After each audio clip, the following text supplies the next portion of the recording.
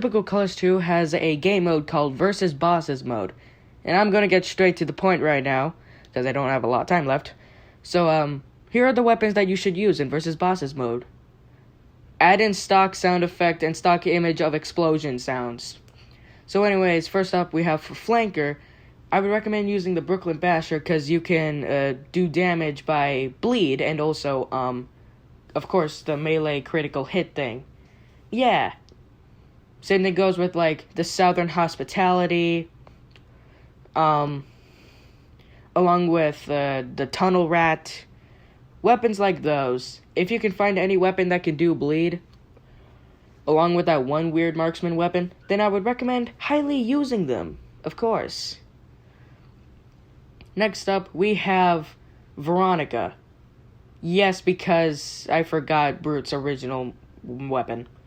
But also, not only does this weapon basically have barely any bullet spread, but it also if you eat something with this weapon, it basically refills the ammo. It refills everything.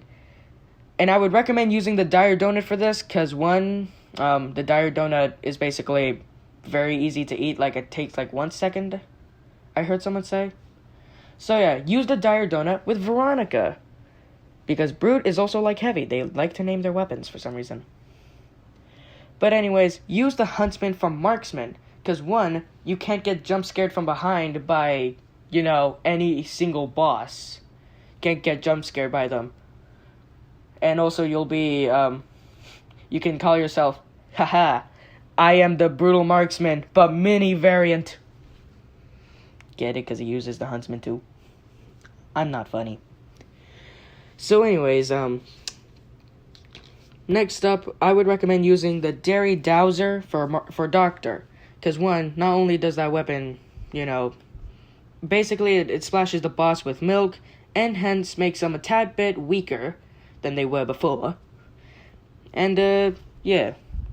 Those are also, and also if you hit the boss, you are able to, like, heal yourself if you manage to do damage with the Dairy Dowser. So next up we have the Shock and Awe, aka Annihilator's version of the Caber. So, real life story, by the way, I managed to kill 3 to 4 bosses in a row with this weapon. I don't know how or why, but this weapon is really good. But forewarning, this weapon does have a damage penalty, because if you hit any surface with this weapon, you'll do yourself some damage, so it'll be a risk worth taking.